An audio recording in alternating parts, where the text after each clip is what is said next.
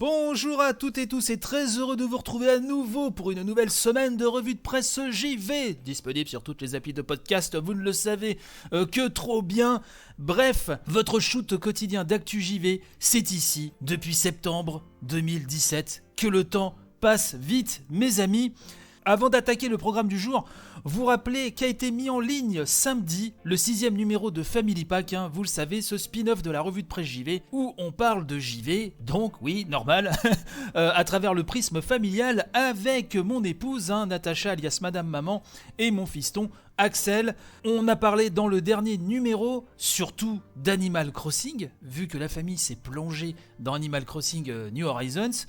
On parle aussi également un petit peu de Super Mario 3D World qui va revenir sur Switch. On vous parle de Turrican, série légendaire s'il en est, et très cher à mon cœur, n'est-ce pas ? Bref, on vous parle de tout ça, c'est disponible sur ce flux ou sur un flux dédié également.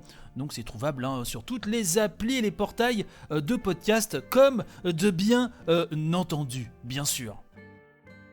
Alors ce matin, j'aimerais vous parler d'un papier qui a été publié sur le site de The Guardian, que j'ai traduit avec mes petits doigts musclés, un papier signé Keith Stewart et qui nous parle de la fameuse Lady Dimitrescu, vous le savez, cette grande femme pulpeuse, une grande méchante dans tous les sens du terme, qui a été révélée donc déjà depuis quelque temps dans les bandes annonces de Resident Evil Village.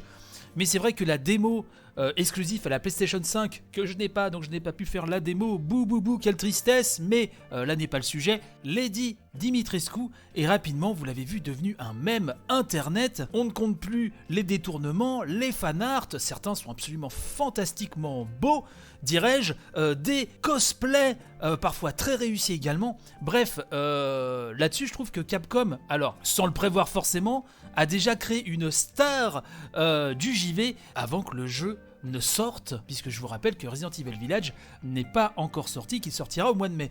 Donc tout ça c'est assez intéressant, et il y a un papier où je ne suis pas d'accord avec tous les points évoqués, et on n'est pas obligé d'être d'accord à 100% avec un papier pour le relayer, bien sûr. Et donc que nous dit Keith Stewart ?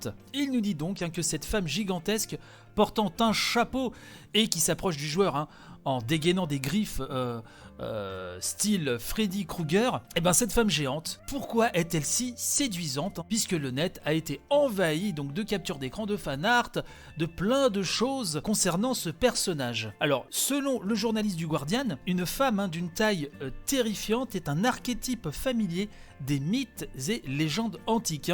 Il nous parle des Amazones de la Grèce antique, ou encore de Skadi, la déesse nordique géante des montagnes, ou même d'Ashisha Kusama, la femme de 2,5 mètres de haut et voleuse d'enfants dans la tradition japonaise. En termes psychanalytiques, nous dit-il, ces figures semblent manifester la théorie de Freud sur la mère archaïque, une théorie explorée également plus tard par Mélanie Klein et Jacques Lacan.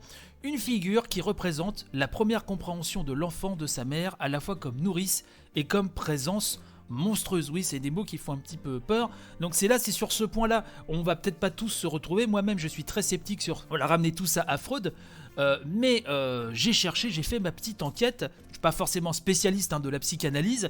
Et donc j'ai trouvé effectivement que Sigmund Freud a reconnu donc, dans ses écrits le pouvoir de la mère archaïque comme, je cite, première nourricière et première séductrice. Et l'image de la mère archaïque comme séductrice s'est répandue dans la psychanalyse, dans le sillage du bon vieux Sigmund. Donc pour Jacques Lacan, le pouvoir primitif et sans entrave de la mère archaïque ne pouvait être contenu que par l'émergence et la consolidation de la métaphore paternelle. Alors on part très très loin. Je ne suis pas forcément d'accord avec cette analyse, mais en tout cas, elle existe. Keith Stewart nous rappelle également que dans son ouvrage fondamental sur la théorie du cinéma, The Monstrous Feminine, Barbara Creed positionne la mère archaïque, la peur masculine de l'altérité et le corps reproducteur féminin comme la racine psychologique de toute fiction d'horreur. L'un des exemples, nous dit-il, les plus fascinants de ces théories se trouve dans la série de films Alien, avec les xénomorphes et leur image sans fin de naissances violentes, d'éclaboussures de fluides et d'expulsions corporelles. Plusieurs utilisateurs de Twitter ont fait remarquer que les 2,9 mètres de Lady Dimitrescu, oui parce que le réalisateur de Resident Evil Village, Monsieur Takano, a révélé sa véritable taille, ce qui a d'ailleurs mis vraiment le feu aux poudres de ce mème qui s'est répandu. Donc avec ses 2,9 mètres, Lady Dimitrescu est à peu près de la même taille que le monstre dans Alien, et que ses gants d'éviscération ressemblent aux griffes des xénomorphes. Bon, je vous laisse juger là-dessus. Et là, si on part encore dans les analyses de Freud, nous dit Keith Stewart, on peut prendre les couteaux et les talons comme des symboles phalliques reflétant l'angoisse de la castration masculine. Voilà, on part très loin aujourd'hui, on part très très loin. Voilà, là je suis pas forcément tout à fait encore d'accord avec ceci. On va finir déjà, je vais vous citer un autre passage du papier, je vais vous dire un petit peu mon ressenti.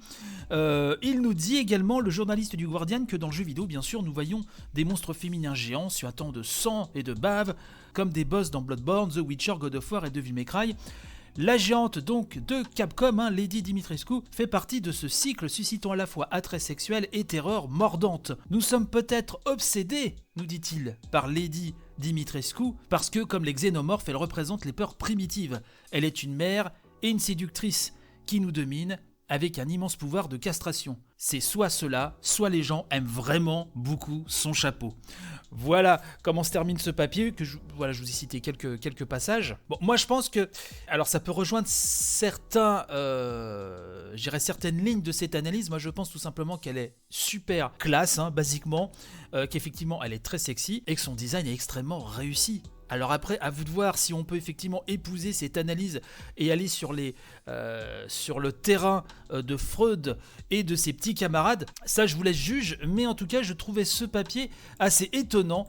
Voilà pourquoi je voulais vous en parler dans cette émission.